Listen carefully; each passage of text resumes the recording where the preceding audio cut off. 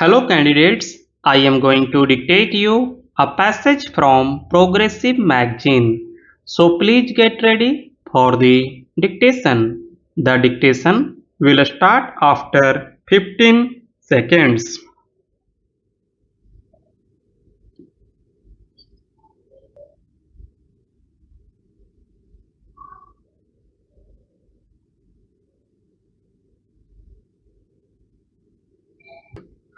I have listened attentively and with respect to many of the speeches made here, and sometimes I have felt as if I was being buffeted by the ice winds of the Cold War.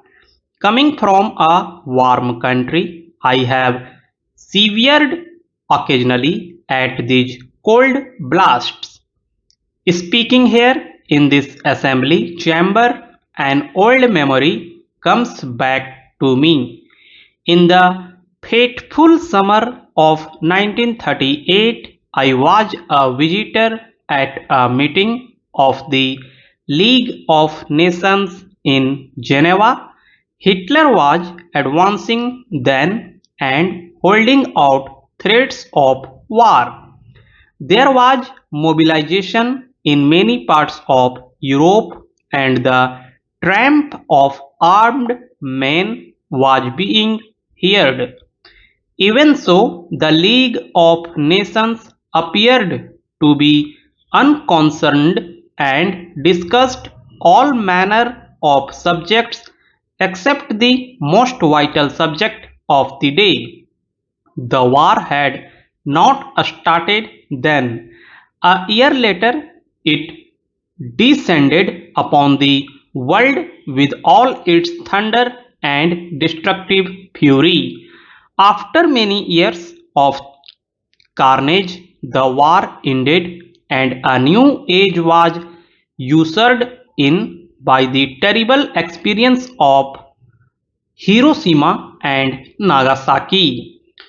Fresh from these horrors, the minds of men turned to thoughts of peace, and there was a passionate desire to put an end to war itself. The United Nations took birth on a note of high idealism embodied in the noble wording of the character. But there was also a realization of the state of the post-war world as it was. Therefore, provision was made in the structure of the organization to balance certain conflicting urges. There were permanent members of the Security Council, and there was provision for unanimity amongst the great powers. All this was not very logical, but it represented certain realities of the world as it was, and because of this, we accepted them.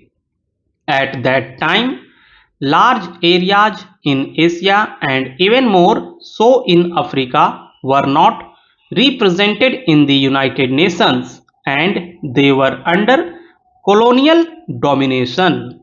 Since then, the colonial part of the world has shrunk greatly, and we now welcome here many countries from Africa in their new freedom. The United Nations has become progressively more representative, but we must remember that even now it is not fully so.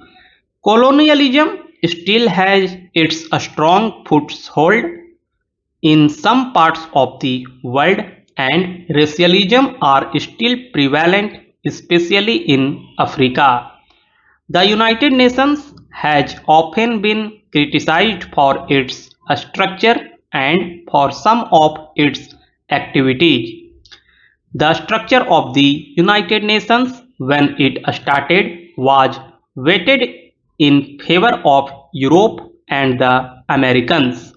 It did not seem to us to be fair to the countries of Asia and Africa.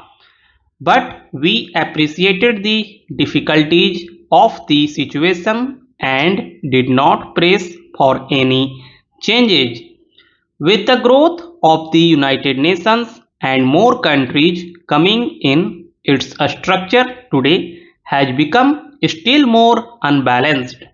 Even so, we wish to proceed slowly and with agreement and not to press for any change which would involve an immediate amendment of the Charter and the raising of heated controversies. Unfortunately, we live in a split world which is constantly coming up against the basic assumptions of the United Nations. We have to bear with this and try to move even more forward to the conception of full cooperation between nations.